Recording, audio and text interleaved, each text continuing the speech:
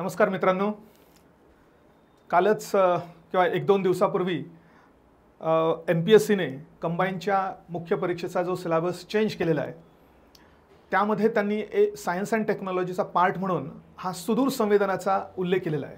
सुदूर संवेदन त्याचबरोबर एरियल फोटोग्राफी आणि ड्रोन फोटोग्राफी याचा उल्लेख त्याच्यामध्ये केलेला आहे। तर त्यातला हा जो पहिला पॉइंट आहे सुदूर संवेदन, तर त्याबद्दलचं एक आकलन, नक्की ही प्रक्रिया कशी असते, काय चालते, तर याच्याबद्दलची मूलभूत माहिती घेण्याच्या दृष्टिकोनातून आज आपण हे एक लेक्चर घेणार आहोत। अर्थात या ठिकाणी उद्देश मुळात फक्त या सुदूर संवेदनाच्या प्रक्रियेचा मूलभूत उद्देश काय आहे, मूलभूत प्रक्रिया काय आहे ते जाणून घेणं आहे। त्याच्याबद्दलचे जे टेक्निकल डिटेल्स आहेत ते आपण वेगळ्या लेक्चरमध्ये घेऊया किंवा वेगळ्या व्हिडिओच्या माध्यमातून ते पूर्ण करण्याचा प्रयत्न करूया। तर आज मात्र आपण सुदूर संवेदन म्हणजे काय आणि त्याची प्रक्रिया नक्की कशी चालते याबद्दलची मूलभूत माहिती या व्हिडिओच्या माध्यमातून घेऊया। तर सगळ्यात आधी सुदूर संवेदन या शब्दाचा अर्थ, मला वाटतं हा अर्थ त्या शब्दावरून किंवा त्या नावावरूनच आपल्याला लक्षात येईल, किंवा इंग्लिशमध्ये आपण रिमोट सेन्सिंग हा शब्द वापरतोय, त्या शब्दाचा अर्थ बघितला तर टू सेन्स फ्रॉम रिमोट असा आपल्याला शब्दशः अर्थ त्याचा काढता येऊ शकेल। एखाद्या गोष्टीच्या प्रत्यक्ष संपर्कात न येता त्या गोष्टीबद्दलचं आकलन हे दूरवरून करून घेण्याची जी प्रक्रिया असते ती प्रक्रिया आपल्याला रिमोट सेन्सिंग म्हणून म्हणता येऊ शकेल। म्हणून त्याआधी त्या शब्दाच्या वरूनच त्याचा अर्थ लक्षात घेण्याचा प्रयत्न करा। आकलन करून घ्यायचं आहे एखाद्या गोष्टीचं, पण त्या गोष्टीच्या प्रत्यक्ष संपर्कात न येता मात्र फक्त दूरवरून ते आकलन करून घ्यायचं आहे।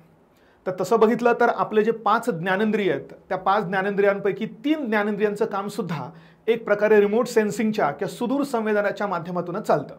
फॉर एक्झाम्पल, डोळ्याला दिसणे किंवा नाकाने एखाद्या गोष्टीचा गंध येणे किंवा आपण म्हणू की एखादी गोष्ट ऐकू येणे, या तिन्ही ज्ञानेंद्रियांचं काम सुदूर संवेदनाच्या माध्यमातूनच चालतं असं म्हणता येऊ शकेल।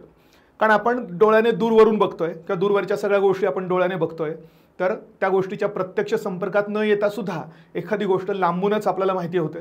एखाद्या गोष्टीचा लांबूनच आपल्याला एखाद्या गोष्टीचं काय म्हणूया की गंध, वास येऊ शकतो, किंवा एखादी गोष्ट लांबून कोणीतरी बोलतंय तर त्याचं ऐकणं सुद्धा आपल्याला या ठिकाणी होऊ शकतं। ते सुदूर संवेदनच आहे। फक्त उरले जे 2 ज्ञानेंद्रिय आहेत ते मात्र सुदूर संवेदन आपल्याला म्हणता येणार नाही। कोणती तर चव घेणे आणि स्पर्श ज्ञान होणे। तर चव घेण्यासाठी त्या गोष्टीच्या प्रत्यक्ष संपर्कात येण्याची आवश्यकता असेल आणि स्पर्श ज्ञान सुद्धा स्पर्शानंतरच होऊ शकतं, म्हणून ह्या 2 गोष्टी काही सुदूर संवेदनात येणार नाही, पण ह्या 3 गोष्टी मात्र येऊ शकतील। फक्त आता इथे अपेक्षित असलेलं सुदूर संवेदन हे तांत्रिक आधारावर आणि कुठल्या गोष्टीच्यासाठी करायचं आहे तो मात्र मुद्दा आपल्याला या ठिकाणी बघायचा आहे। आपण एक एक्झाम्पल घेऊया आणि एक्झाम्पलच्या माध्यमातून सुदूर संवेदन का केलं जातंय किंवा ही प्रक्रिया कुठल्या कारणासाठी केली जाते त्याचा आपल्याला अंदाज येऊ शकेल। बघा, समजा आपण म्हणूया की एक मोठा एखादा कोणताही भूपृष्ठावरचा प्रदेश आहे, समजा म्हणूया की जंगलव्याप्त प्रदेश आहे, आणि ह्या जंगलव्याप्त प्रदेशामध्ये नक्की जंगल किती आहे, किती प्रमाणात आहे, त्याच्यापैकी घनदाट जंगल किती आहे, कमी घनदाट असलेलं जंगल किती आहे, किंवा खुरटी वनांचा जो काही प्रदेश असेल तो नक्की किती आहे, याचा आपल्याला अंदाज किंवा आकलन घ्यायचं आहे। आणि खूप मोठा प्रदेश आहे समजा, आपण जर मॅन्युअली ती ॲक्टिव्हिटी करायची म्हटली तर आपल्याला काय करायला लागेल, तर आपल्याला माणसांना किंवा बऱ्याच माणसांना जमिनीवरून चालत चालत जाऊन संपूर्ण आकलन घ्यावं लागेल की नक्की हा संपूर्ण एरिया किती स्क्वेअर किलोमीटरचा आहे, किंवा त्याच्यात कुठल्या ठिकाणी कोणत्या प्रकारच्या वनस्पती आणि त्यांची घनदाट दाटी किंवा वनांची दाट अशा प्रकारची वृद्धी नक्की कुठे झालेली आहे, ह्या सगळ्या गोष्टी आपल्याला मॅन्युअली कराव्या लागतील। आणि मॅन्युअली करत असताना मात्र त्या ठिकाणी वेळ खूप जास्त जाणार आहे, म्हणजे माणसंही जास्त लागतील, वेळ सुद्धा जास्त लागेल। पण आपल्याला जर समजा त्या संपूर्ण वनाबद्दलची सगळी माहिती फक्त एका चित्राच्या माध्यमातून घ्यायची असेल तर आपल्याला ह्या सुदूर संवेदन नावाच्या प्रक्रियेचा वापर करता येईल। अर्थात त्यासाठी ही चित्र घेण्यासाठी अवकाशात कोणीतरी पाहिजे। पण आता ही चित्र म्हणजे आपण ज्याप्रमाणे चित्र घेतो किंवा फोटो काढतो तर तशा प्रकारचा तो फोटो काढणं हा प्रकार नाही। नाहीतर आपल्याला असं वाटेल की अवकाशात जायचं आणि कुठून तरी हेलिकॉप्टरमधनं एखादं स्नॅप घेतला की झालं आपलं सुदूर संवेदन। तर हा त्या ठिकाणचा अर्थ नाही. अर्थात ती प्रक्रिया सुद्धा सुदूर ब्रॉड अर्थ घेतला तर सुदूर संवेदनाचीच आहे.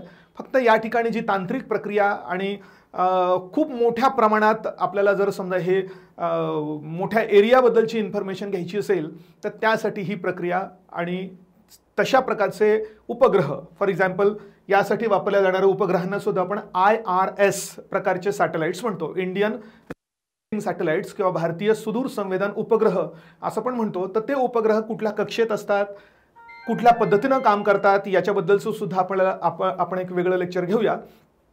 पण इथे त्या उपग्रहाच्या माध्यमातून केलं जाणारं सुदूर संवेदन ह्या शब्दाला किंवा ह्या अशा प्रकारच्या दृष्टिकोनातून आपण हा विचार या ठिकाणी करूया. तर आधी लक्षात घेऊया बघा की नक्की हे सुदूर संवेदन करण्यासाठीची सगळी प्रोसेस कशी होते. अर्थात ही प्रोसेस कशी होते हे कळण्यासाठी पुन्हा तो आपल्याला दिसतं कसं आणि आपल्याला रंगज्ञान कशा प्रकारे होतं आपल्या डोळ्याला, तर ती गोष्ट सुद्धा आपल्याला पहिल्यांदा माहिती होणं किंवा समजणं गरजेचं आहे. म्हणजे ही गोष्ट समजणं आपल्याला सोपं होईल. मग आपल्याला दिसतं कसं की आपल्याला एखादी गोष्ट कशी दिसते आणि त्या गोष्टीचा रंग जो काही आहे तो आपल्याला कसा दिसतो याबद्दलचं जे काही मूलभूत अभ्यास तुम्ही विज्ञानात करतात तर त्याबद्दल थोडक्यात सुरुवातीला पॉईंट बघूया बघा. एखादी गोष्ट आहे, गोष्ट आपल्याला जेव्हा दिसते तेव्हा त्या गोष्टीवर प्रकाश पडलेला पाहिजे असतो हे तर आपल्याला लहानपणापासून चांगलं माहिती आहे. म्हणजे एकच गोष्ट ती जर आपण प्रकाशात बघितली तर दिसते, पण अंधारात मात्र जर ती बघितली तर एक तर आपल्याला ती दिसणार नाही, नाहीतर अस्पष्ट दिसेल. म्हणजे गोष्ट तिथे आहे, वस्तू त्या ठिकाणी आहे, प्रकाशात असेल तर पूर्णपणे स्पष्ट दिसेल, अंधारात असेल तर अस्पष्ट दिसेल किंवा एकदमच गडद अशा प्रकारचा अंधार असेल तर दिसणारच नाही. म्हणजे ती गोष्ट आपल्याला ती गोष्टीमुळे दिसत नसून त्या गोष्टीवर पडणाऱ्या प्रकाशामुळे आपल्याला ती गोष्ट दिसते असं त्याचा अर्थ होतोय. आता प्रकाश कोणता, एकतर नैसर्गिक सूर्याचा प्रकाश त्याच्यावर पडत असेल, नाहीतर कृत्रिम एखादा प्रकाश त्या वस्तूवर पडत असलेला पाहिजे. म्हणजे नैसर्गिक किंवा कृत्रिम प्रकाश जर त्या वस्तूवर पडला तर त्याचा काही भाग हा त्या वस्तूपासून परावर्तित होतो. परावर्तित झालेला प्रकाश हा आपल्या डोळ्यात येतो आणि डोळ्यात आल्यानंतर डोळ्यात रेटिनावर, दृष्टीपटलावर त्याची इमेज तयार होते आणि त्या इमेजचं आकलन मात्र आपल्या ब्रेनमध्ये लावलं जातं किंवा त्या इमेजमधनं त्या इमेजचं रूपांतर एका इलेक्ट्रिकल सिग्नल्समध्ये होतं. तो सिग्नल आपण ज्यांना नर्व्ह सेल्स म्हणतो, या ठिकाणी ऑप्टिक नर्व्स म्हणतो, तर त्याच्या माध्यमातून ब्रेनच्या एका विशिष्ट भागापर्यंत तो सिग्नल पोहोचवला जातो आणि त्या ठिकाणी त्याचं इंटरप्रिटेशन करून मग आपल्याला ती वस्तू नक्की कोणती आहे याचं ज्ञान आपल्याला होतं. ही प्रोसेस ज्या पद्धतीने होते. पुन्हा अजून त्या वस्तूचा रंग सुद्धा आपल्याला कसा कळतो. वस्तू एकच आहे किंवा एका शेजारी समजा दोन वेगळ्या प्रकारच्या वस्तू ठेवलेल्या असतील तर दोघांवरही प्रकाश किरण सारखेच पडतात, ते रिफ्लेक्ट होऊन आपल्या डोळ्यात येत आहेत, पण मात्र तरी सुद्धा आपल्याला दोघांचा रंग वेगळा का कळतो, कारण त्या वस्तूने कुठल्या प्रकारची प्रकाश किरण परावर्तित केलेली आहेत. कुठल्या प्रकारची म्हणजे हा नेहमीचा सूर्यप्रकाश जो असतो किंवा कृत्रिम प्रकाश जो असतो त्याच्यामध्ये जे काही अंतर्भूत असलेले इतर महत्त्वाच्या फ्रिक्वेन्सीज आहेत किंवा वेवलेन्स आहेत त्याच्यापैकी कोणत्या वेवलेन्स जास्त परावर्तित होतात हे त्या वस्तूच्या कॅरेक्टरिस्टिकवर किंवा गुणधर्मावर अवलंबून असतं. त्या वस्तूच्या भौतिक आणि रासायनिक गुणधर्मानुसार संबंधित वस्तू या सूर्यप्रकाशातली काही किरणं रिफ्लेक्ट करतं आणि त्या वस्तूने जी किरणं रिफ्लेक्ट केलेली असतील तर त्याच्या आधारावर आपल्याला त्या वस्तूचा रंगाचं ज्ञान होतं. म्हणजे फॉर एक्झाम्पल एखादं झाड असेल आणि झाडाची पानं जर हिरव्या रंगाची दिसत असतील तर याचा अर्थ त्या वस्तूने हिरव्या रंगाचा जो भाग त्याच्यामधला असेल तो मात्र परावर्तित केलेला असेल आणि तो आपल्या डोळ्याच्या दृष्टीपटलावर आल्यानंतर आपण त्याचं जे इंटरप्रिटेशन करतो त्या इंटरप्रिटेशनला आपण संबंधित रंग हिरवा आहे असं आपण जनरली म्हणत असतो. तर ही आपल्या मानवी डोळ्याच्या बाबतीत जी प्रक्रिया होते हीच प्रक्रिया आता आपल्याला त्या सॅटेलाइट्सच्या माध्यमातून करून घ्यायची आहे. म्हणून ही प्रक्रिया कशी चालते ही आपण अशा पद्धतीने बघू शकतो. बघा, समजा हा एक पृष्ठभाग आहे आणि ह्या पृष्ठभागावरची कुठल्याही प्रकारच्या एखाद्या वस्तूची किंवा एखाद्या क्षेत्राबद्दलची माहिती आपल्याला हवी आहे. हा जो मी पृष्ठभागाचा भाग दाखवलेला आहे हा एक छोटी वस्तू असू शकते किंवा एक मोठं क्षेत्र असू शकतं. हे मोठं क्षेत्र म्हणजे संपूर्ण भारत सुद्धा असू शकतो किंवा एखादा पार्ट त्याचा असू शकतो आणि याच्याबद्दलची इन्फॉर्मेशन आपल्याला हवी आहे. ही इन्फॉर्मेशन आपण जर मॅन्युअली मिळवायची म्हटली तर आपल्याला मी आधी म्हटल्याप्रमाणे अनेक लोकांना त्या पृष्ठभागावर जावं लागेल, आवश्यक असलेले मेजरमेंट्स घ्यावे लागतील, आकलन करावं लागेल, मग नंतर काही मॅप्स वगैरे काढावे लागतील आणि मग त्याच्या आधारावर नंतर आपल्याला इंटरप्रिटेशन करून काही गोष्टींचं आकलन होऊ शकेल. पण आपल्याला ही गोष्ट लवकरात लवकर करायची आहे. मग आता समजा रिमोट सेन्सिंगच्या माध्यमातून ह्या वस्तू किंवा क्षेत्राबद्दलची काही माहिती आपल्याला जर मिळवायची असेल तर काय काय प्रोसेस लागेल बघा. त्यासाठी पहिल्यांदा प्रकाशाचा स्रोत उपस्थित असणं आवश्यक आहे. म्हणजे थोडक्यात हे क्षेत्रफळ हे प्रकाशमान झालेलं असलं पाहिजे. हे प्रकाशमान होण्यासाठी एकतर सूर्य हा प्रकाशाचा ज्याला आपण नैसर्गिक स्रोत म्हणतो तो एक तर उपस्थित पाहिजे, नाहीतर दुसरा एखादा कृत्रिम स्रोत तरी पाहिजे. पण आता एखाद्या मोठ्या क्षेत्रफळाबद्दलची जर इन्फॉर्मेशन घ्यायची असेल तर सूर्य मुळातच उपलब्ध असतो, त्यामुळे मात्र एवढा काही तो प्रॉब्लेम येणार नाही. म्हणून सूर्यापासून येणारी किरणं पहिल्यांदा याच्यावर पडायला पाहिजे, ही पहिली प्रोसेस याच्यामध्ये झाली. आता सूर्यापासून येणारी प्रकाश किरणं कोणती असतात याच्याबद्दल सुद्धा आपल्याला चांगलं आकलन असलं पाहिजे. त्याच्यासाठी पण आपण एक वेगळं लेक्चर घेण्याचा प्रयत्न करूया. पण आपण म्हणू की ही जी काही किरणं आहेत त्यांनाच आपण इलेक्ट्रोमॅग्नेटिक वेव्ज असं म्हणतो, किंवा त्यालाच आपण विद्युत चुंबकीय प्रारणं असं आपण म्हणतो. भूगोलाच्या भाषेमध्ये विचार करायचा आपण त्यांना इनकमिंग सोलर रेडिएशन म्हणून इन्सोलेशन म्हणतो. आणि जर फिजिक्सच्या दृष्टिकोनातून विचार करायचा म्हटला तर त्यांना आपण इलेक्ट्रोमॅग्नेटिक रेडिएशन असा आपण शब्द म्हणतो. आता इलेक्ट्रोमॅग्नेटिक रेडिएशन म्हणजे हा सूर्यप्रकाश, याच्यातला आपल्या डोळ्याला दिसणारा भाग हा थोडाच भाग असतो, ज्याला आपण दृश्य प्रकाश म्हणतो. म्हणजे ह्या नेहमीच्या सूर्यप्रकाशात किंवा कृत्रिम स्रोतापासून निघणाऱ्या प्रारणांमध्ये आपल्याला आपल्या मानवी डोळ्याला दिसणाऱ्या भागाच्या पलीकडे सुद्धा इतर अनेक वेगळ्या प्रकारची किरणं किंवा लहरी त्याच्यामध्ये असतात की ज्यांची फ्रिक्वेन्सी आणि वेव्हलेंथ, तरंग लांबी आणि वारंवारता वेगळी असू शकते. ह्या सगळ्या किरणांना जर आपण वाढत्या फ्रिक्वेन्सीनुसार जर आपण अरेंज करायचं म्हटलं तर जो काही पट्टा येईल त्या पट्ट्यालाच आपण इलेक्ट्रोमॅग्नेटिक स्पेक्ट्रम किंवा विद्युत चुंबकीय पट्टा असं आपण म्हणतो. त्याची आपण वेगळी माहिती घेऊया. पण मात्र थोडक्यात सुरुवातीला मी सांगतो की जर आपण ह्या सगळ्या लहरींचा वाढत्या वारंवारतेनुसार जर आपण त्यांची अरेंजमेंट केली तर सगळ्यात कमी वारंवारतेचे जे येतात ते असतात रेडिओ वेव्स, त्याच्यापेक्षा थोडीशी जास्त असेल तर ते मायक्रोवेव्स, त्यापेक्षा अजून थोडीशी जास्त फ्रिक्वेन्सी असलेले वेव्स म्हणजे इन्फ्रारेड वेव्स, इन्फ्रारेडपेक्षा जास्त फ्रिक्वेन्सीवाले जे आपल्या मानवी डोळ्याला दिसतात त्या दृश्य लहरी, त्याच्यापेक्षा जास्त असेल तर अल्ट्राव्हायोलेट, त्यापेक्षाही जास्त असेल तर गॅमा रेज, मध्ये आले एक्स रेज, आणि सगळ्यात जास्त असेल तर ते गॅमा रेज. म्हणून पहिल्यांदा हे लक्षात घ्या की सूर्यप्रकाशात आपल्याला दिसणारा भाग हा फक्त थोडा भाग असतो. त्याच्या व्यतिरिक्त आपल्याला न दिसणाऱ्या इतर अनेक लहरी किंवा वेव्ज किंवा किरणं त्याच्यात समाविष्ट असतात. या सगळ्यांना मिळून आपण इलेक्ट्रोमॅग्नेटिक रेडिएशन म्हणतो. आणि ते जर अरेंजमेंट जर पट्ट्याच्या माध्यमातून केली तर त्याला आपण इलेक्ट्रोमॅग्नेटिक स्पेक्ट्रम असा आपण शब्द वापरतो. तर हे सगळ्या लहरीचा समावेश असलेले इलेक्ट्रोमॅग्नेटिक स्पेक्ट्रम आणि वेव्ज हे अल्टिमेटली ह्या पृष्ठभागावर येऊन पडतील. त्यामुळे ही झाली या सुदूर संवेदनाच्या प्रक्रियेतला हा पहिला टप्पा झाला. अर्थात ही किरणं जेव्हा पृथ्वीच्या पृष्ठभागातून जेव्हा पास होतात तेव्हा पृथ्वीच्या वातावरणातून जेव्हा पास होतात तेव्हा वातावरणात जे काही वेगवेगळ्या प्रकारचे वायू असतील, विशेषतः निम्न वातावरणात जे काही धुलीकण असतील, ह्या वातावरणाशी ह्या किरणांचाही एक प्रकारचं इंटरॅक्शन होतं. त्या इंटरॅक्शनच्या माध्यमातून काही किरणं ही खालीपर्यंत पोहोचतच नाही, काही स्कॅटर केली जातात, हवेतच ती राहतात. तर त्याच्यापैकी फायनली स्कॅटर न झालेला किंवा अंतराळात तिकडेच रिफ्लेक्ट न झालेला उरलेला जो काही भाग असतो, हा सगळा भाग समजा आपण म्हणूया की हा भूपृष्ठावर येऊन तो त्या ठिकाणी येतो आपण म्हणूया सुरुवातीला. आता एकदा हे प्रारणं आता भूपृष्ठावरच्या ह्या क्षेत्राच्या संपर्कात आल्यानंतर इथे सुद्धा काही प्रोसेसेस घडून येतात. इथे ज्या काही प्रोसेसेस घडून येतात समजा ह्या पॉइंटला आपण म्हणूया की त्या प्रोसेसेसमध्ये एकूण 3 प्रक्रियांचा समावेश होतो. कोणत्या 3 प्रक्रिया? तर पहिले म्हणजे ॲब्सॉर्प्शन, म्हणजे या प्रारणांपैकी काही प्रकारची प्रारणं ही या ठिकाणी ॲब्सॉर्ब केली जातात किंवा शोषली जातात. दुसरं एक प्रोसेस होते ज्याला आपण म्हणतो ट्रान्समिशन या शब्दाचा मराठीत आपण पारेषण म्हणतो. पारेषण म्हणजे यांच्यापैकी काही प्रारणं ही ॲब्सॉर्ब न होता मात्र त्यातनं आरपार पुढे जातात. अर्थात ही जर जमीन असेल, भूपृष्ठ असेल, तर आरपार जाणाऱ्या प्राण्यांचं प्रमाण एकदम कमी असेल हे लक्षात येईल आपल्याला. पण मात्र काही प्रमाणात ट्रान्समिशन त्या ठिकाणी होऊ शकेल. आणि काही प्राणं मात्र ॲब्सॉर्ब न होता किंवा ट्रान्समिट न होता इथूनच डायरेक्ट रिफ्लेक्ट होतात. म्हणून तिसरी प्रोसेस त्या ठिकाणी होते ती म्हणजे रिफ्लेक्शनची किंवा परावर्तनाची.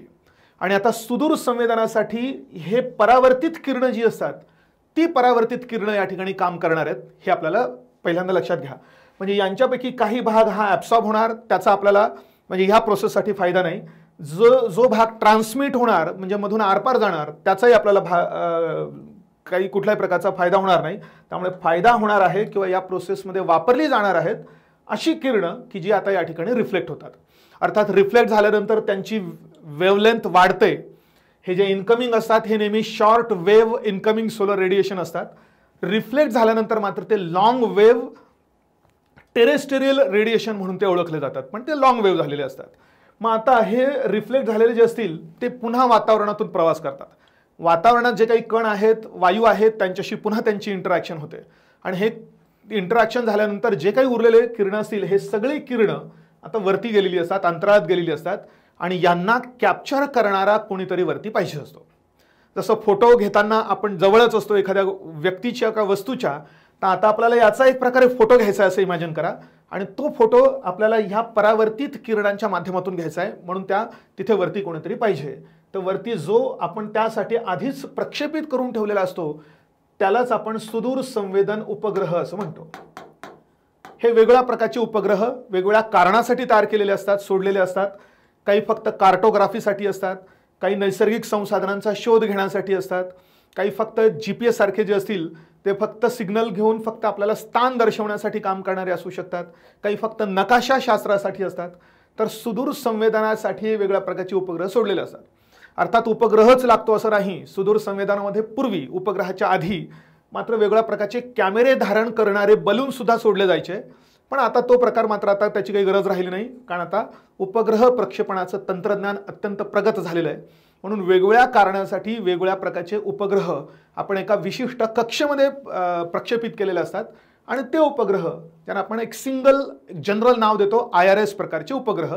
त्यांच्या कामानुसार त्यांना कोणी कार्टोसॅट असं म्हणतं किंवा त्यांना कोणी ग्रॅमसॅट असं नाव असू शकतं, किंवा एखाद्या फक्त फक्त संसाधनांचा शोध घेणारा असेल तर रिसोर्स सॅट नावाचे उपग्रह आहेत भारताने सोडलेले. तर अशा प्रकारचे हे उपग्रह आहेत. आणि ह्या उपग्रहांवर विविध प्रकारचे सेन्सर्स बसवलेले असतात. किंवा म्हणूया की जसं ज्याप्रमाणे आज सेन्सर्स हा प्रकार इतका कॉमन झालेला आहे की आपल्याला लगेच लक्षात येईल की दूरवरून सेन्सिंग करण्याचं काम करण्यासाठी काही इलेक्ट्रॉनिक इन्स्ट्रुमेंट्स आहेत की जे फक्त सेन्सिंग करतात किंवा सेन्स करण्याचं काम करतात. तर वेगळ्या प्रकारचे सेन्सर्स त्या ठिकाणी बसवलेले आहेत. आणि आता हे सेन्सर्स काय करतात, हे जे काही परावर्तित झालेली किरणं आहेत ती किरणं ग्रहण करतात. त्या किरणांचं रूपांतर इमेजमध्ये करतात. इमेजेस पुन्हा दोन प्रकारचे असू शकतात. एक म्हणजे एकतर ती ॲनालॉग इमेज असते, नाहीतर डिजिटल इमेज असते. ॲनालॉग आणि डिजिटल इमेजमध्ये बेसिक फरक फट आपल्याला सुपरफिशियली करण्याकरता एखाद्या व्यक्तीचं चित्र जसं आहे तसं जर बघितलं तर ते ॲनालॉग चित्र झालं. पण ते चित्र आपण जेव्हा आपल्या इलेक्ट्रॉनिक सिस्टममध्ये जेव्हा स्टोअर करून ठेवतो तेव्हा ती स्टोअर केलेली जी इमेज असते ती इमेज मात्र डिजिटल असते. त्या डिजिटल इमेजवरनं नक्की ती इमेज माणसाची आहे, वस्तूची आहे हे काही कळत नाही. त्याच्यावर फक्त चौकोन चौकोन असतात. त्या चौकोनामध्ये वेगवेगळ्या इंटेन्सिटीच्या एनर्जीज फक्त कॅप्चर केलेल्या असतात. म्हणून आपल्याला ते चौकोन त्या पद्धतीने दिसतात. त्याचं रूपांतर आपण ॲनालॉगमध्ये केल्यानंतर ॲक्च्युली वस्तू किंवा व्यक्तीचं चित्र आपल्याला दिसून येऊ शकतं. मग हे इमेजेस त्या ठिकाणी ह्या सेन्सर्सच्या किंवा उपग्रहाच्या माध्यमातून क्रिएट होतात. आणि आता मग हा उपग्रह ते जे काही इमेजेस आहेत ते मात्र तो पुन्हा पृथ्वीकडे प्रक्षेपित करतो. म्हणून रिफ्लेक्ट किंवा त्यांनी पृथ्वीकडे प्रक्षेपित केलेले इमेजेस कॅप्चर करण्यासाठी भूपृष्ठावर एखादं सेंटर किंवा एखादं केंद्र असणं आवश्यक असतं. फॉर एक्झाम्पल भारताच्या बाबतीत जर म्हटलं तर भारतात एक नॅशनल रिमोट सेन्सिंग एजन्सी नावाची एजन्सी जी भारत सरकारची एजन्सी आहे ती हैदराबादला काम करते. अशाच एजन्सी इतर पण आहेत, पण भारत सरकारची सगळ्यात प्रमुख एजन्सी NRSA नावाची ती हैदराबादला आहे. मग तिचं मूळ काम काय झालं की ह्या उपग्रहाने जे काही इमेजेस कॅप्चर केलेले असतील हे इमेजेस आपल्याकडे पाठवणे, त्या सेंटरमध्ये पाठवणे हे त्यांचं काम झालं. आणि एकदा ह्या इमेजेस या ठिकाणी आल्या की मग त्या इमेजेसचं ॲनालिसिस केलं जातं, विश्लेषण केलं जातं, किंवा त्याच्या आधी आपण म्हणू की त्याचा भाग म्हणून इंटरप्रिट केलं जातात. नक्की त्या इमेजेस कशाशी संबंधित आहे, काय आहेत याचं इंटरप्रिटेशन त्या ठिकाणी केलं जातं. ॲनालिसिस इंटरप्रिटेशन केल्यानंतर त्याचे काही डेटा प्रॉडक्ट्स तयार केले जातात आणि हे डेटा प्रॉडक्ट्स आता ज्यांना वापरायचे आहेत त्या संस्थांकडे ते पाठवले जातात. म्हणजे एक प्रकारे हा डेटा आता एक रिसोर्स बनलेला असतो आणि त्याच्या आधारावर ॲनालिसिस करणारे, त्याचा यूज करणाऱ्या ज्या काही इन्स्टिट्यूट्स असतील त्या इन्स्टिट्यूट्सना, सरकारी असो किंवा खाजगी असो, तर त्या इन्स्टिट्यूट्सना त्याबद्दलची इन्फॉर्मेशन पाठवली जाते आणि मग ही प्रक्रिया पूर्ण होते. असा प्रकार झाला. म्हणून प्रक्रियेचे टप्पे जर म्हटले तर पहिला टप्पा येतो एक म्हणजे कुठला तरी ऊर्जेचा स्रोत पाहिजे, जो एकतर कृत्रिम असेल किंवा नैसर्गिक असेल. दुसरी गोष्ट त्यातनं त्याच्यापासून निघणारी जी काही प्रारणांची ऊर्जा आहे ती ऊर्जा वातावरणातनं येते, वातावरणाशी तिची इंटरॅक्शन होते. तिसरा स्रोत, हा झाला स्रोत, हा याला आपण डेस्टिनेशन म्हणू शकतो. तर ज्याचं आकलन आपल्याला करायचं आहे त्या स्रोताची त्याचं अस्तित्व असणे हा पॉईंट झाला. इथून जे काही रिफ्लेक्ट झालेले आहेत ते रिफ्लेक्ट झालेले वरती कॅप्चर करणारा एखादा उपग्रह पाहिजे. त्या उपग्रहावर वेगवेगळ्या प्रकारचे सेन्सर्स लावलेले असतील. ते सेन्सिंग करून ते काय करतात, इमेजेस तयार करतात. ह्या इमेजेस ते पुन्हा डाऊन लिंक करतात एक प्रकारे. ते ॲब्सॉर्ब करणारं किंवा ते मिळवणारं एखादं सेंटर भूपृष्ठावर पाहिजे आणि मग पुढची सगळी प्रोसेस मात्र त्या भूपृष्ठावरच्या या सेंटरमध्ये केली जाते. म्हणजे त्याचा ॲनालिसिस करणे, नक्की काय चित्र मिळालेलं आहे काय वगैरे ह्या सगळ्या गोष्टींचा अभ्यास करणे, त्याचा डेटा प्रॉडक्ट तयार करणे आणि युजर एजन्सीजना ते डेटा प्रॉडक्ट्स उपलब्ध करून देणे की जेणेकरून त्याच्या आधारावर आवश्यक ते निर्णय घेता येऊ शकतील.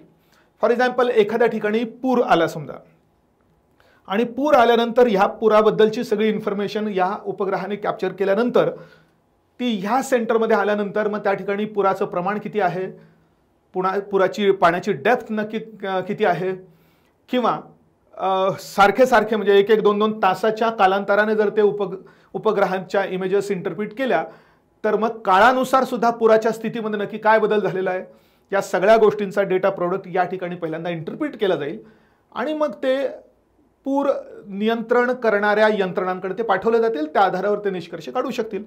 तर अशा विविध प्रकारच्या भूपृष्ठावरच्या नैसर्गिक संसाधनांची माहिती घेण्यासाठी ही रिमोट सेन्सिंगची प्रक्रिया केली जाते. फॉर एक्झाम्पल दुसरं अजून उदाहरण आपल्याला म्हणता येईल की सध्या समजा संपूर्ण देशभरात गव्हाची लागवड नक्की किती क्षेत्रावर झालेली आहे याची इन्फॉर्मेशन आपल्याला हवी असेल, मॅन्युअली करायची म्हटली तर केवढी मोठी इलॅबोरेट प्रोसेस लागेल त्यासाठी आपल्याला लक्षात येईल. पण हा IRS उपग्रह लागवडीच्या सुरुवातीच्या काळातच घेतलेल्या जे काही समजा लागवड झाली आणि थोडेसे वरती आले तरी सुद्धा तो आपल्याला इमेजेस त्याचे उपलब्ध करून देऊ शकतो. त्याने ते उपलब्ध करून दिलेले इमेज हे नक्की म्हणजे वनस्पतीचंच आहे का पाण्याचं आहे का नुसत्या रेताड जमिनीचं आहे, पुन्हा वनस्पतीचं असेल तर ते गव्हाच्या वनस्पतीचं आहे का तांदळाच्या आहे का भाताच्या आहे की अजून कशाचे आहे. तर हे सगळं अल्टिमेटली कशावर अवलंबून असतं तर ह्या पृष्ठभागाने ज्या काही प्रकारच्या प्रकाश किरणांना रिफ्लेक्ट केलेलं आहे तर त्याच्यानुसार ते अवलंबून असतं. म्हणजे थोडक्यात असं म्हणू की वस्तूची जी काही भौतिक गुणधर्म असतील, रासायनिक गुणधर्म असतील, त्या गुणधर्मानुसार संबंधित वस्तू ह्या इलेक्ट्रोमॅग्नेटिक स्पेक्ट्रमपैकी काही विशिष्ट प्रकारची प्रारणं, त्यातल्या अंतर्गत प्रारणं ते रिफ्लेक्ट करत असतात. म्हणजे असं नाही की पडलेला सगळ्या प्रकाश सगळ्याच प्रकारच्या वनस्पती रिफ्लेक्ट करतील किंवा सगळ्याच प्रकारच्या वस्तू रिफ्लेक्ट करतील असं नाही. आणि त्याच्यामुळे मग हे जे काही अजून एक आपल्याला इथली टर्म सांगता येईल बघा की प्रत्येक वस्तू प्रत्येक क्षेत्रफळांमार्फत ज्या काही वेगळ्या प्रकारच्या प्रारणांचं रिफ्लेक्शन केलेलं असेल त्या प्रारणांना संबंधित वस्तूची स्पेक्ट्रल सिग्नेचर असं म्हटलं जातं. म्हणजे ज्याप्रमाणे आपण सिग्नेचर म्हणतो त्याप्रमाणे त्या वस्तूची सिग्नेचर. मग वस्तूची सिग्नेचर याचा अर्थ काय झाला की त्या वस्तूमार्फत नक्की स्पेक्ट्रममधल्या कुठल्या किरणांचंच रिफ्लेक्शन केलेलं आहे, त्या किरणांचं पुन्हा अजून कोणत्या तरंग लांबीच्या किरणांचं रिफ्लेक्शन केलेलं आहे. तर ती जी काही आहे त्याला आपण संबंधित वस्तूची किंवा संबंधित क्षेत्रफळाची स्पेक्ट्रल सिग्नेचर असं आपण म्हणतो. आणि ही सिग्नेचर आपल्याला म्हणजे या ठिकाणी काम करणाऱ्या सगळ्या सायंटिस्ट लोकांना कळते की नक्की ही कशाची स्पेक्ट्रल सिग्नेचर आहे, म्हणजे ही पाण्याची आहे का वनस्पतीची आहे, वनस्पतीमध्ये सुद्धा ती गव्हाच्या वनस्पतीची आहे की अजून दुसऱ्या भाताच्या वनस्पतीची किंवा अजून दुसऱ्या कुठल्या वनस्पतीची आहे. पुन्हा जर ती गव्हाच्या वनस्पतीची स्पेक्ट्रल सिग्नेचर असेल आणि त्यातनं तयार झालेली इमेज असेल तर तो गहू पक्व झालेला आहे का अपक्व आहे हे सुद्धा आपल्याला त्या सिग्नेचरवरून कळून येऊ शकतं. म्हणजे समजा गहू पक्व नाही झालेला अजून, तर त्यावेळी त्याची स्पेक्ट्रल सिग्नेचर वेगळ्या प्रकारची असेल आणि तो परिपक्व झाल्यानंतरची त्याची स्पेक्ट्रल सिग्नेचर अजून थोडीशी वेगळी येईल. तर हे याचा अभ्यास असलेल्या माणसांना समजून येऊ शकतं की अजून गव्हाचं कापणी करण्याची अजून वेळ आलेली नाही. किंवा अजून समजा पानं आहेत, समजा वनस्पतीची पानं आहेत, ती हिरवी आहे का आता सुकल्यामुळे पिवळी झालेली आहे, यावेळी सुद्धा त्याची स्पेक्ट्रल सिग्नेचर चेंज होते. म्हणजे स्पेक्ट्रल सिग्नेचर बघून मग या ठिकाणी अभ्यास करणारे माणसं असा अंदाज लावू शकतात की सध्या पानं सगळी हिरवी आहेत, नाहीतर पिवळी झालेली आहेत, किंवा आता लागवडीचा वेळ अजूनही पुढे निघून गेलेला आहे, किंवा त्याच्यावर कीड पडलेली असेल तर इव्हन कीड पडलेल्या पानांची स्पेक्ट्रल सिग्नेचर सुद्धा थोडीशी वेगळी येऊ शकते. तर सामान्य जनतेला याचा कोणताही अभ्यास नसल्यामुळे आपण जर ह्या इमेजेस बघितल्या तर आपल्याला काहीच कळणार नाही. इव्हन आपल्याला त्याच्या अॅनालॉग चित्र जरी बघितलं तरी सुद्धा विशेष कळणार नाही. पण मात्र या ठिकाणी ह्या सगळ्या गोष्टींचा अभ्यास असलेले, अंदाज असलेले सगळी माणसं असतात. इव्हन त्या इमेजेसवरच्या त्या वेगवेगळ्या जे डिजिटल इमेज असेल तर त्या बॉक्सेसवर जी इंटेन्सिटी दिलेली आहे त्या इंटेन्सिटीचं प्रमाण मोजून सुद्धा एक प्रकारे त्यांना नक्की ह्या सगळ्या वस्तूंबद्दलचा अंदाज येऊ शकतो. तर ही सगळी जी प्रोसेस आहे ह्या सगळ्या प्रोसेसला आपण रिमोट सेन्सिंगची प्रक्रिया असं म्हणतो. हा त्याचा एक जनरल भाग झाला. ह्याच गोष्टीचा टेक्निकल अभ्यास करताना मग विविध प्रकारच्या गोष्टी येतात. म्हणजे फॉर एक्झाम्पल इलेक्ट्रोमॅग्नेटिक स्पेक्ट्रम म्हणजे नक्की काय, त्याचा अभ्यास येईल. त्यानंतर इथे याची ह्या वातावरणाशी कशी इंटरॅक्शन होते त्याचा अभ्यास येईल. नंतर सगळ्यात महत्त्वाचा पार्ट येतो या ठिकाणी इलेक्ट्रोमॅग्नेटिक्स लहरी याच्यावर पडल्यानंतर नक्की स्पेक्ट्रल सिग्नेचर कोणत्या वस्तूची कशा प्रकारची असते, हिरव्या वस्तूंची स्पेक्ट्रल सिग्नेचर कशी येणार, किंवा रेताड जमिनीची कशी येणार, किंवा सुपीक काळी मृदा असलेल्या जमिनीची कशी येणार. तर हा थोडासा टेक्निकल अभ्यास त्याच्यामध्ये येतो. आणि अजून एक अभ्यास असतो तो म्हणजे सेन्सर्स वेगवेगळ्या प्रकारचे कोणते कोणते असू शकतात. उपग्रह कोणते ते तर झालेच, पण त्याचबरोबर त्या उपग्रहांमध्ये सेन्सर्स कोणते वापरले जातील, कोणता सेन्सर कुठल्या प्रकारच्या इलेक्ट्रोमॅग्नेटिक वेव्हसाठी काम करणारा असेल, तो मायक्रोवेव्हच्या सेक्शनमध्ये काम करणारा असेल का रेडिओ वेव्हमध्ये काम करणारा असेल किंवा अजून एक्सरेजमध्ये काम करणारा असेल, तर ह्या सगळ्या इव्हन त्या सेन्सर्सचा अभ्यास त्या ठिकाणी येतो. आणि हे सेन्सर धारण करणारे जर कॅमेरे असतील तर त्या कॅमेऱ्यांचा अभ्यास, उपग्रह असतील त्या उपग्रहांचा अभ्यास. ते झाल्यानंतर मग इथे इमेज, आणि ह्या इमेजचं इंटरप्रिटेशन नक्की काय करायचं, कसं करायचं याचे टेक्निकल डिटेल्स सुद्धा या ठिकाणी येतात.